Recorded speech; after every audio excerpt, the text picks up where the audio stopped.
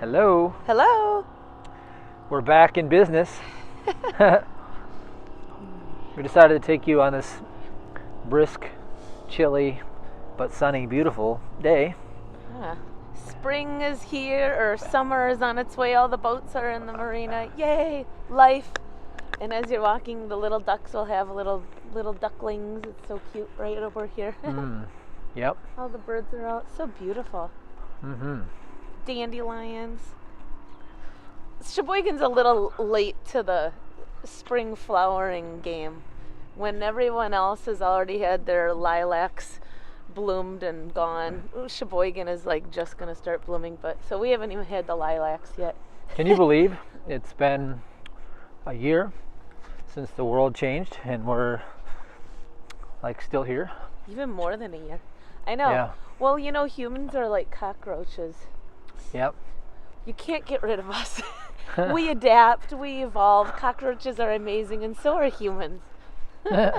Just when you think you can have a plan to eliminate the masses, guess what? They duplicate, and they become stronger and more resilient. Blah. No. How about that for your plans? Right?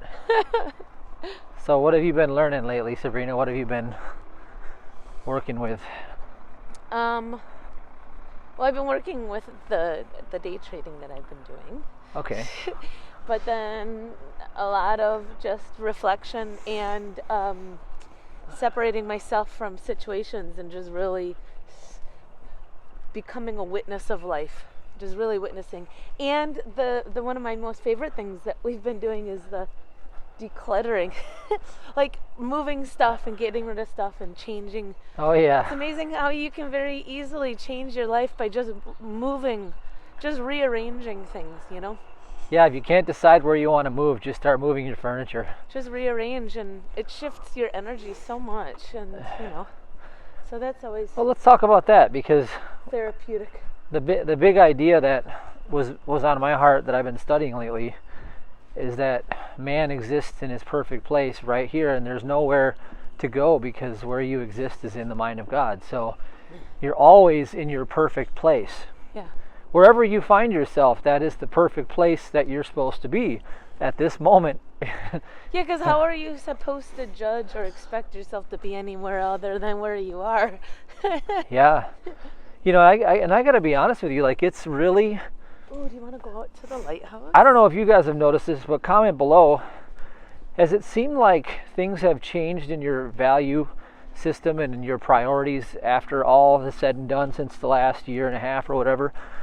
Like when I look to the future, I look, like Sabrina was saying, focusing more on the now. I don't really look to the future. I kind of look to the everyday and I collapse it down, and it's becoming like every day is the perfect day that the Lord has created. And it's not so much about things. I'm having a hard time getting things to excite me. I used to be so excited by, you know, like sports cars and big fancy houses and all this stuff. And it's always intriguing. But then at the end of the day, whenever I think really about doing it, like one of the things Sabrina and I just did is she went away for the week, or for a day. And I just was like, okay, here's what I'm going to do. I'm just going to rearrange stuff and just set up the way I want it to be. Let's go. And so that's what I did. You want to do that? Yeah, because I can't go this way with the Uh-oh. dogs. Not a smart walk to go on with the dogs. We just stepped over. Do you see behind us? Yeah, so what did you think about my rearranging? Oh, I liked it a lot. And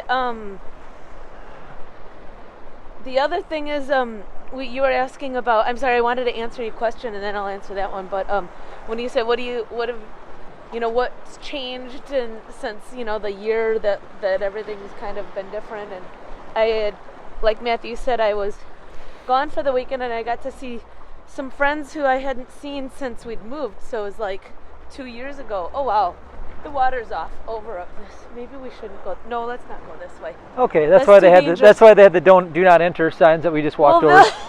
They'll keep people walk out here, but I'm not going to. I didn't realize the water was. Sabrina's a rebel. Well, it's kind of calm. It's not like really wavy, you know. Oh come on, we have God. We're safe. I know. So we could that's walk why out. We can walk on water if we want. Let's just walk all this way. Right? Just as good. Okay. Okay. But we went, in one of the conversations, one gal had mentioned how this Easter she just truly enjoyed seeing her family in a way she had previously taken for granted, and how like even annoying holidays are. But this year, how holidays and seeing people meant so much different for everybody, how everybody's just really, like you'd said, being more in the present moment and being grateful and patient with what and where we are, as opposed to thinking there should be a different way. Oh, it's getting wet. I saw somebody out here once scrubbing these, like they were washing these with a big brush. So what I feel, out in the rocks. what I feel in my heart is that like vanity is dead. You know, superficial Hollywood-esque type, you know, vanity. I think that's just so dead. I don't find anything in it. It just seems empty. Well, the other thing I want to bring up too is to talk about inflation kicking in, because it's sort of obvious that the prices, you know, price of lumber, price of commodities, price of used cars is up 36%. Houses are up, you know, 30-some%. And taxes. It's now, yeah. Well, obviously the the good people that are always looking out for our best interest, you know, they want to take as much as they possibly can because they're good stewards of it. Oh, we can walk on the sand. This is going to be great. Yeah, but food is actually going up. So, you know, as a minister, one of the things that I think I've excelled. Do you think I've excelled in the prosperity ministry? I do. Absolutely. Yeah, I think I've done quite well. So, what I would say is that there are some keys that I'll share with you in terms of prosperity. The first one is obviously you have to honor with the tithe. You have to understand that you're not the source, because you're limited. And so if you're coming from yourself and you're identifying with yourself as the source, your resources, your knowledge, your talent, your networks, you're going to burn out too quick. You probably won't keep up with inflation, is what I'm telling you. But what I do know is that God is not mocked and God is no respecter of persons. And if you dial in the surrendering of the small, mortal, fictional person for the eternal, immortal, reflected version of God's man manifest, and you do that through the tithe, then you will be shocked by the blessings that begin to pour into your life. Would you agree, Sabrina? Definitely. When you it's perspective, remove yourself. Yep. Everybody has a ministry, right? My ministry is a kind of a twofold ministry, and it's becoming a threefold. Health was first, then money, and then relationships now, because that's the one that I've been dialing in the last year. But the money part really got dialed in when I truly understood how powerful the tithe was. And then in addition to that, it's being a good steward and being wise as a serpent. You see, I mean, if you're not involved in things like cryptocurrencies right now, or something to hedge against inflation, then a wake-up call might be in order, wouldn't you think? I mean, they're going to print the average middle-class person right out of existence in no time flat. I have to be honest with you, when you think of that, like if it, yeah, you're either going to be hedged or you're going to find an alternate reality that you're going to be living in that checks out of the whole monetary system together. I think money and hedging even in a trade. For instance, like maybe you farm, or maybe you you know, whatever it is of service or value that you could trade for something like food or resources, that I think is going to be coming to that. Well, those just are eliminate the money altogether. Well, those are commodity. You know, get into commodities, get into things that have real value, and don't forget your human capital. Being a person of your word is probably the most important asset that you could have, because at the end of the day, if it comes down to somebody saving your butt and you have a bad name, they're not going to do it. Yeah. And that's one of the things in the Bible it talks about, is you have to be respectful, you have to have a good name, which means a good location. The word name means location in the Bible. So to be a good person, you have to identify. Okay, remember Paul talked about, I do the things I don't want to do because I'm identified with the flesh, in Romans. You have to identify as God's reflection to break the curse of the sin of the flesh that draws you into being carnally minded, that perpetuates the behaviors of wrongdoing. Okay? And so you want to really keep the pure mind of God so that you're an open and receptive conduit and channel, so that the good is ceaselessly pouring into your life without any obstructions, because the only obstruction comes from our own willful human behavior, where we try to step in the middle of the equation.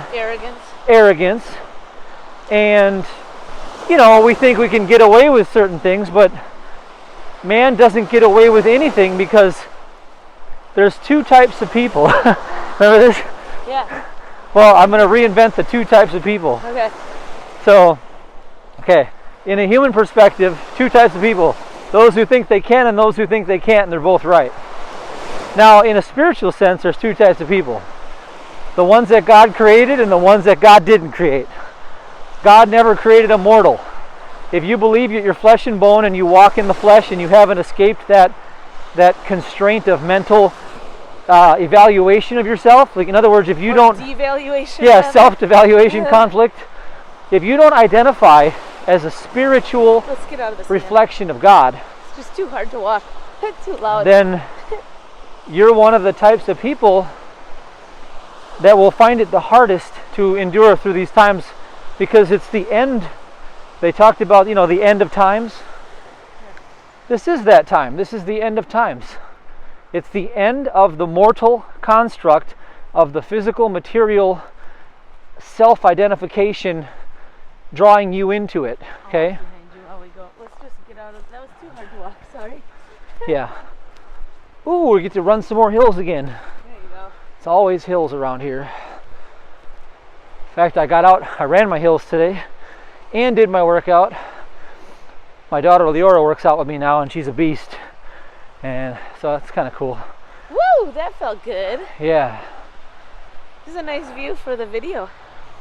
So anyway, yeah, you want to get to the point where you recognize that God is your source of supply, and you as God's reflection are endowed with all of the fruits that God is forever bestowing on you. The fruits of the Spirit are the real things of life, and then they portray themselves in the counterfeit material version as the physical things that come into our life. That's the fallen world. The true world is spiritual.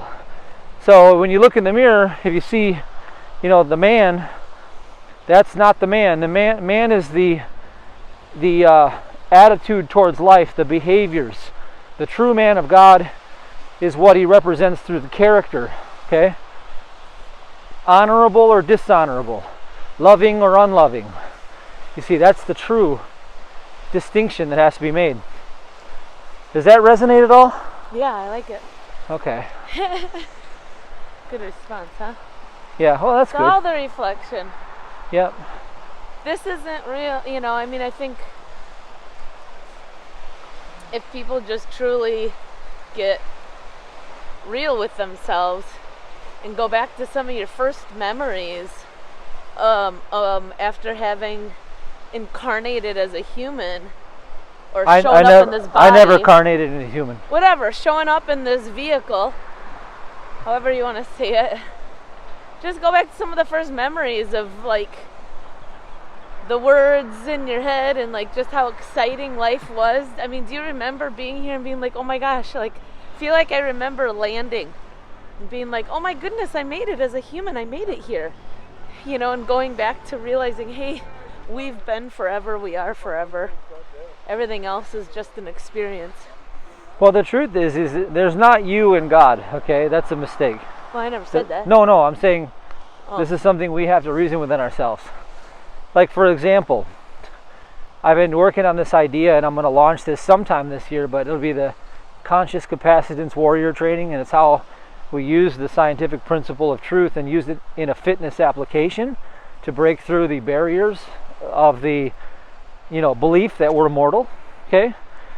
And one of the ideas is that we think we run out of energy, right? Well, if you think you ran out of energy, you believe that there's two of you. There's you, who runs out, and then there's God, right? But what you do is you drop off one of them, and then you're limitless again. And it's the same with the money too. So if you're identifying as you as the source of energy or money, then you're bound to that limit. But if you moment by moment know that you're reflecting perpetually in this moment the limitless, then you can have all the energy you need. And so that's how I've been, for years getting through these 2-a-day, 3-a-day workouts and doing, really, really hard stuff. It's really actually very hard. I won't kid you, because some of the stuff is like, I wonder why I even do it, because it's not necessary. But then again, I say, okay, the reason why I do it is because it's challenging my mortal sense of self out the door. You see what I mean? The body will say, oh, I want to cry, I'm so sore. And I'll say, you don't exist, you never lived. I'm spiritual, I reflect only God. Now that sounds ridiculous for me to say that to somebody who doesn't understand what we're doing here. But one of the things that Mary Baker Eddy said in her book is that if you contemplate the divine principle, Spirit will form you anew. You see that? Mm-hmm. And so if you're always being formed anew in every moment, then it really comes down to your own reasoning, what you're identifying with.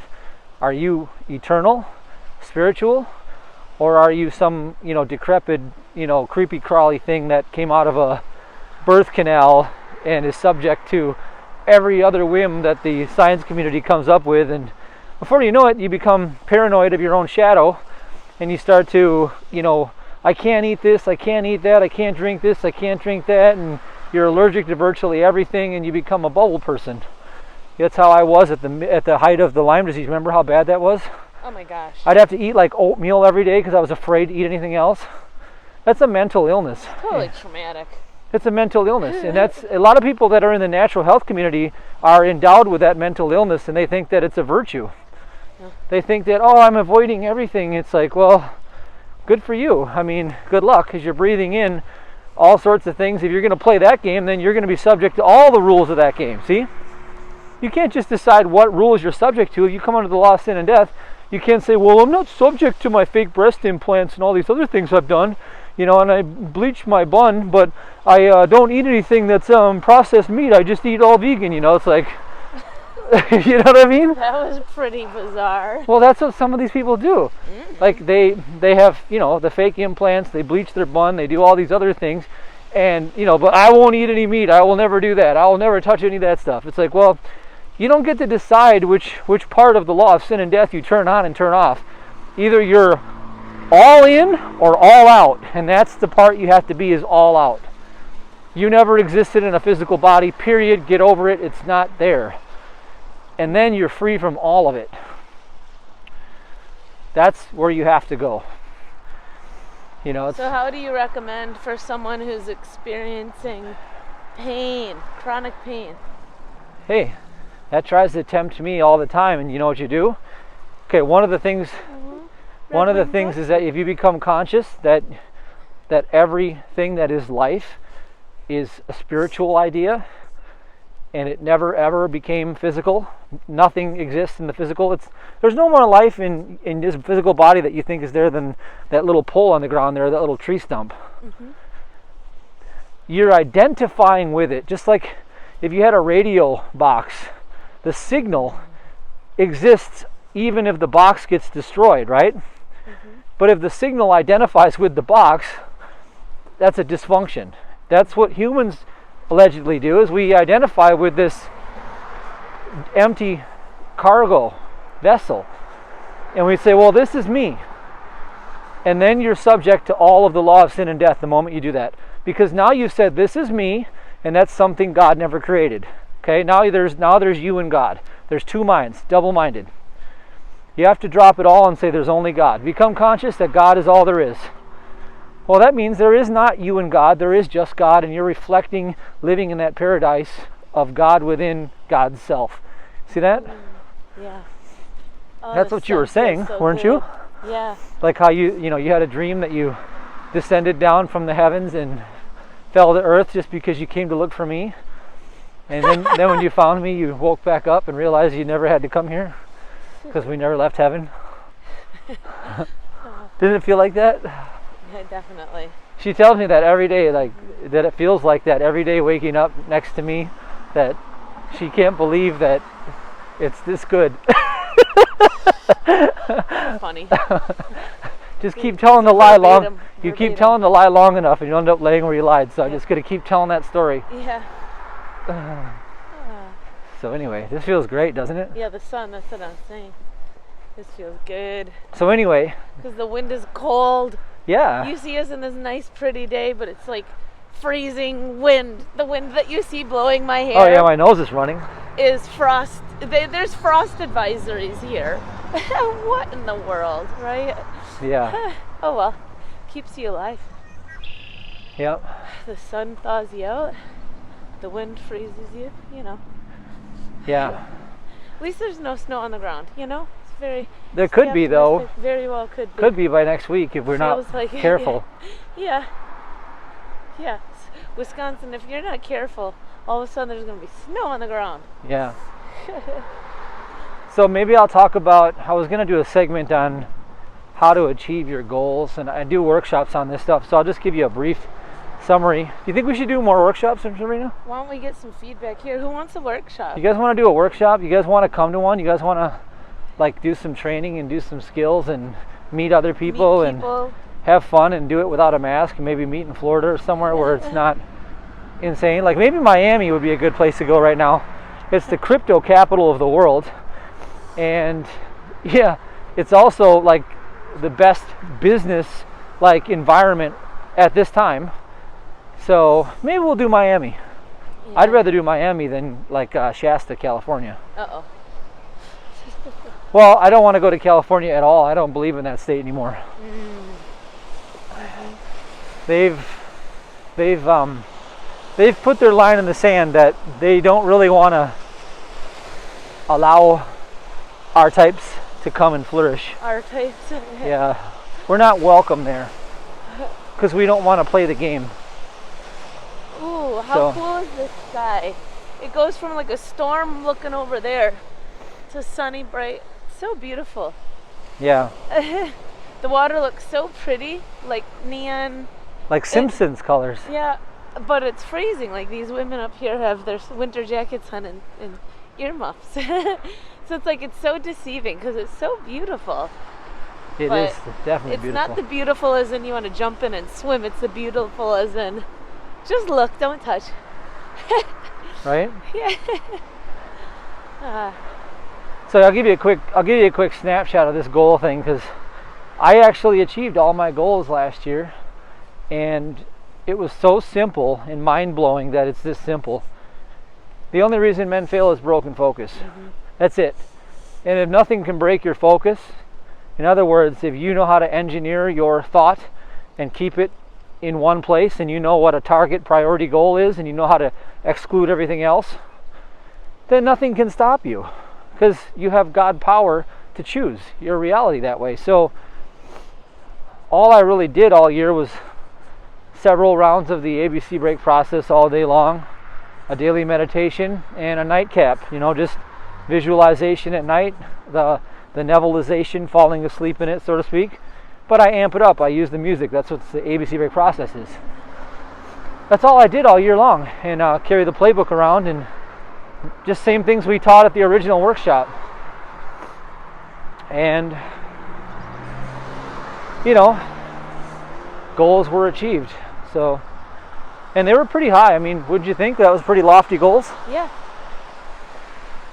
And they got achieved. So when people tell me that they don't get what they want, I can say, well, no, actually you did get what you wanted. You got what you focused on. Yeah. You get what you focus on continuously. So then like for instance, here's I don't want to say the counterpart or the opposite side of what you're saying is like what Mabel Katz writes about in her Zero Frequency. She says she doesn't set goals, she doesn't make dream boards, and she doesn't get hard on herself if she starts a project and changes her mind. She doesn't feel guilty about it, she just moves on. And she just goes with the flow of life of where she's. So I'm wondering, like, the in-between of that. You're talking, know your goals, read them every day, focus on them, see them, live them, feel them. And she says, just live life and be happy. So it's so, but you both teach the same thing, is allowing. Well, but on a totally different, okay. Are you following? Yeah, I'm not saying what she's doing is wrong at all, because you're going with the flow, which is always a good idea. However, for me personally, I like to make preferences. Like if I walked into a restaurant, I don't just say, bring me whatever's on the menu. I want to say, I want this, this, and this. Get me this. So when I say I achieved all my goals, well, I made some strong preferences, and then I aligned with it and reflected it and lived from it as if it was already true from the beginning, and let it all just appear. And I kept my focus for days and days and weeks and months and in a year, and it's actually been it's been quite easy, actually. It's almost embarrassing how simple it is to achieve your goals sometimes. On the sidewalk over? Yeah. And so now my new goal that I'm setting is absolutely insane, and I'm not going to tell you guys what it is because I don't want to invite any creeping doubts to come into my ether. So, and it's not cryptocurrency related just because I said ether. What I mean is ether is that the etheric realm is where the magicians of this planet, where they use sorcery in that realm. That's why they do sexual rituals and all these things, and because they create thought patterns in the etheric realms. And so I don't want any of that to come and cause me to have to deal with it. So I'm just going to keep it hidden in the secret place. And that's what I recommend you guys do too, is that keep it between you and God. Just keep it between you and God. I didn't even tell her what my goals were until they already achieved them. Mm-hmm. I showed her one day and I was like, you see that? I'm like, you see, that's the goal I've been working on. And that was, between me and God. And so that's what you guys should do, is don't invite your communication to get hijacked in the ethers. So, yeah. Cute little houses back here. Well, yeah, this is a nice neighborhood. Yeah, definitely a nice little area. It's cute and quaint. Yep. And so we're thinking possibly about we don't need to do workshops, but it sure would be nice to see people again. Yeah. It's not like we need it, but we definitely want to have a reason to. I'd like a reason to put some nice clothes on again and actually, go somewhere and do a nice dinner with people and hang out and all the stuff that human beings are just so naturally equipped for. All this virtual stuff. We did one virtual workshop and that was enough. Yeah. And it was great, but it was amazingly really fun. We should at least start another one there. But it's lacking. Maybe lead up to there, because you can only get so excited about being on a screen. It's lacking. Because you can be distracted. It's the thing about leaving. That's the difference between an in-person workshop where you get out of your life, you get out of your home, you get out of your geographical region, and then you're submerged in a whole different environment, and you have these your brain just is exploding with aha moments. you feed off the collective synergy, and you also create the morphogenic field. It's so powerful. When everybody dials into the same attuned prayer and focus, then we all tap into that and we create a multiplying effect. And if you can carry it through the way I described about keeping your focus for the rest of the year while you're not at the workshop. So what I always do is I always do a workshop, or I immerse myself in some sort of immersion, and then it's up to me to keep going. It's kind of like back in the day when I used to train in the gym. All these bodybuilders, what they would do is in the off season they would do a steroid cycle, And I'd be like, why do you guys do it in the off season? They'd be like, well, the key is that you give yourself a massive head start, and then it's up to you to keep the gains. And I'm like, oh, okay, so you're kind of like, you're just creating inertia, basically, and then you try to keep it. So with your goal process, steroids for your goals is like doing a workshop, because what you do is you're using a collective, and then you set intentions for each other, and you use the power of 8 groups, like, what was the name of the Lynn McTaggart? Oh yeah, we call them the intentions, but they're Power of 8. They're called power of 8 groups. Yeah. And so what you do is you focus on the target, and you pick somebody after they've selected their high priority target, their true goal, and then everybody reflects that vision back to that person for a 10-minute, focused intention.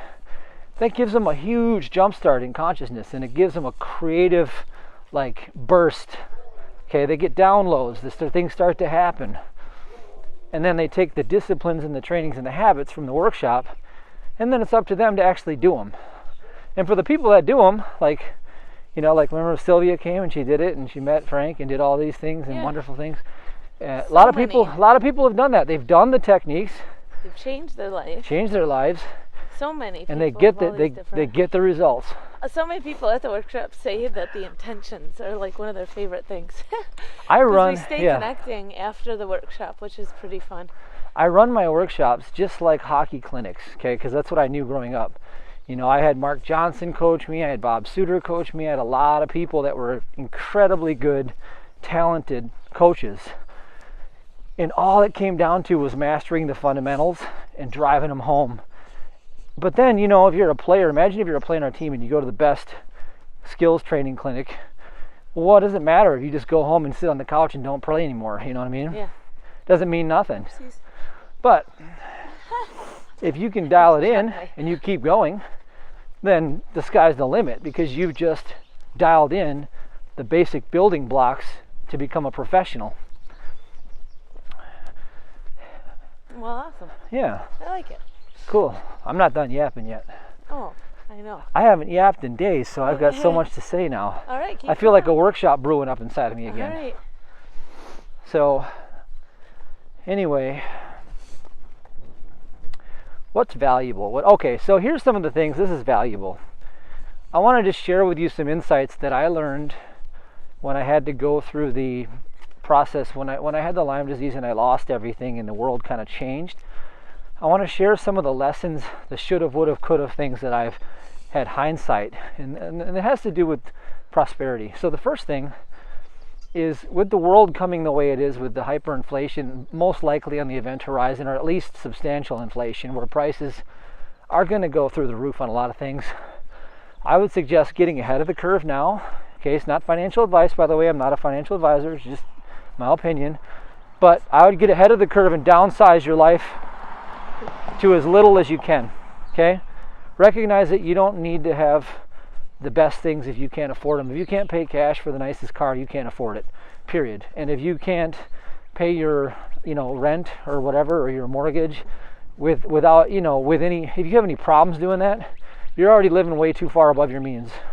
All right? You should be living to the point where the vast majority of your funds are freed up to put into speculative assets. Yeah, you should have a saver's mindset, and you should be looking... growing mindset. Exactly. And don't forget the book, The Richest Man in Babylon, the 10-10-10 principle. It's a timeless wisdom that will never, ever fail you. Just apply it. Mm-hmm. I've talked about it before. I can't tell you the whole thing again. It's too much to get into, but the big idea here is get below this thing right now. If you're in a state, let's say you're in California or New York, and you see the jobs are dwindling and the markets looks like it's grinding to a halt, and you're paying $5,000, $7,000, $15,000 a month rent, $25,000 for a 2-bedroom in California, something ridiculous like that, and you're suspecting that there could be a shortage on the event horizon, I would say get ahead of it. Get to somewhere, and for like what I said in the beginning, full circle, I think vanity's dead. Get away from vanity, because it's going to collapse. Vanity's over, all right? You won't be able to afford vanity unless you're the ultra rich. in due time, maybe a year, maybe 2 years. But when hyperinflation hits, you see the Cantillon effect is what they call it, when all the money gets handed out, when basically the people who are closest to it get all the benefit because of the interest rates. They buy up all the expensive stuff, right? But by the time you get it at the bottom, prices have already gone way up, and you get it at a bad interest rate, so you have to pay more on your money. So your cost of capital is a lot higher, and they've already picked up all the commodities and all the goods. Cheap. Yeah, they already bought it all. Okay, so it's basically back to the days of feudalism. The king and the rulers, the ruling elites, where they basically have everything, and you're just like serfs on the land, I guess. So the way to get ahead of this, though, is to take all the pressure off yourself. So one of the things that I was so happy about when we were crawling out of the Lyme disease, I remember our business was doing tremendous money, and we were still renting a place that was like, what was it, $200 a month? Yeah, 200. We were paying $250 a month rent, and I remember I was already knocking down money to pretty much live wherever I wanted. And what was so nice about that is that when we went to the grocery store, I never even had to look at the price. I could just say, just fill it. You know what I mean? Mm-hmm. Because what was important? It wasn't important to show people that I was wealthy. It was important to just be wealthy, so that I could care for this, my son at the time. Then my daughter came, and now there's more. I got Fiona here, and we got dog and cat, and a snake. Don't forget about Jake. We got Jake the snake. Leora would be a little offended if you didn't. Yeah. Give Jake a shout out. Yeah. So remember that it's the meek shall inherit the earth, and humble yourself before God, and the more you humble yourself and apply wisdom, the greater your means are going to get. And it's this vibrational shift too. I mean, imagine if you're making $40, $50, $60, $100,000 a month, and your rent's like $500 a month. Imagine how rich you feel in that situation. All right, now imagine the opposite. Imagine you're making $25,000 a month and you're paying $15,000 a month rent. You don't feel too rich, do you? Because if you lose your income, you only have a couple months, typically on average, before you're flushed out of the game. But the first scenario, you can start putting together so many things into things that appreciate in value. Rare, Rare. Like Dad, this is a rare Lego. My boy is always like, rare. This is a rare. This toy is very rare. He knows how to find value, okay? It's like the Michael Saylor talk about Bitcoin. He likes it because it's a rare, hard, it's a hardest form of, money on the earth or whatever. So the thing is that you'd rather put your seed, your money capital, somewhere that's going to hold its value and stay at the pace of hyperinflation if it comes, hopefully. But look at these places like Venezuela. You have to prepare as a good steward for your family and for your community. You have to have some gunpowder set aside. You have to have some things ready. And if you don't have these things, then start from the beginning. Chances are you're probably not tithing, and you haven't been tithing long enough to understand the principle. Start with God as the source and start to live in the means of wisdom, and recognize that the true valuable things of life are the characteristics that we exemplify. Man is not flesh and bone. Man is the behaviors that come out, right? It's who you are. It's who you are inside, as they say, right? Well, it's who you're being is what matters. And if you're being rich, then you don't need to show the world that you're rich, because the world is blind. They don't see the true man of God. They only see the evil one. That'll hit you in the morning. When that hits you in the morning, then you'll have received that download, that packet I just sent you through this ether. I just sent you a packet through the ether of how to be rich. The richest people in the world are not the ones that are trying to show you how rich they are. The richest people in the world, it's like they don't need to tell you how big it is, because they already know. They don't need to try to impress you. The ones who have to try to impress you, they're the ones that get cut down first when the collapse comes, because they don't have. They got to tell you all day long how much they have, because they don't have. So be careful that you're not one of those people. I check myself all the time. One of the best things that you could do when wealth comes in, they have this thing called sudden wealth syndrome. Now imagine if you were in cryptocurrencies and you got in like 2, 3, 4 years ago. You might be a millionaire or more, maybe a multimillionaire or even a billionaire by now. You should probably wait a good 6 months to a year to let that consciousness set in before you go buck wild and start trying to fill your life with all the stuff that money can buy. That's just friendly advice, because there is this deal. I did this in my past, when I first started making a bunch of money. It was very easy to go blow it all, because there are plenty of opportunities. Living in a multi-million-dollar mansion and paying $2,000 a month for snow removal and $5,000 a month for your utility bills, and you're paying $25,000 a month just to sustain a mansion that nobody even wants to come visit you in. It's not really the most joyful thing. In fact, I wouldn't even stay there by myself. And I ended up leaving every night and flipping over to the other house where Sabrina would stay with the kids, because I didn't want to be alone in an 8,500 square foot house. Because it was scary. It was like being in The Shining. So just remember that, like one of the reasons why people say, oh, how come you don't like why does your image look that way? Like people say, how come, they want to see it's like they have this Mexican culture mindset where in the Mexican culture, it's all about showing the wealth, okay? Because the culture code applies.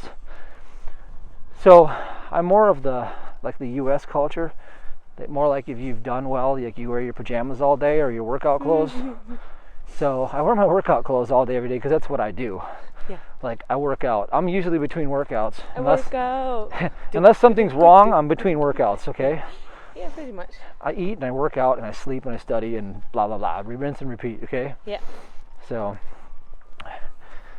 anyway, hope you can get some good value out of here. Did you get anything out of this, Sabrina? I got a good workout. She's like, I heard you talk so many times. You can. What'd you think of what I said? I thought it was great. Yeah. Because you were saying a lot of the same things that I said. I just take a lot longer to tell it. Well, I also say it in a different language. We speak different languages. Yeah, she speaks Yiddish and I speak proper English. Just kidding. Mm-hmm. All right, I'll let you go. All right, guys. See you next time. Bye-bye.